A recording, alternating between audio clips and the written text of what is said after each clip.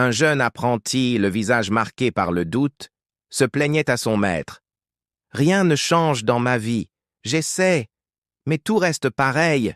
C'est comme si j'étais coincé, sans jamais avancer. » Il observait le maître forgeron, dont les gestes étaient précis et puissants, et se sentait encore plus petit face à cette force tranquille. Le maître, sans détourner le regard du feu crépitant, continua son ouvrage.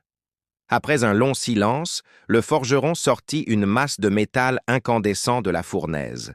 La pièce luisait d'une lueur aveuglante, pulsant de chaleur. Il la tendit vers l'apprenti et dit calmement « Regarde bien ce morceau de fer. Tant qu'il résiste au feu, il ne peut pas devenir plus fort. Il reste une simple masse, sans forme ni but. » L'apprenti fixa le métal, la chaleur rayonnant jusqu'à son visage, et commença à entrevoir une leçon. Pour devenir une lame, ce métal doit être brûlé, frappé, refroidi, encore et encore. C'est ainsi qu'il se purifie, qu'il se renforce, qu'il devient une épée. Et toi, c'est la même chose. Sans le feu des épreuves, sans la frappe des difficultés, tu ne seras jamais assez tranchant pour fendre l'adversité. Chaque défi que tu rencontres est un coup de marteau qui te façonne. Le bruit du marteau frappant l'enclume résonnait comme le cœur de la forge.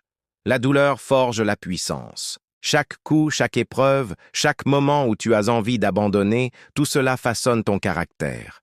Ne pense jamais que tu es brisé par le feu. Au contraire, tu es transformé par lui. Chaque étincelle qui jaillit est une partie de ta faiblesse, qui te quitte pour laisser place à la force. Regarde cette lame, autrefois informe, aujourd'hui brillante et solide. Elle est le reflet de ce que tu peux devenir.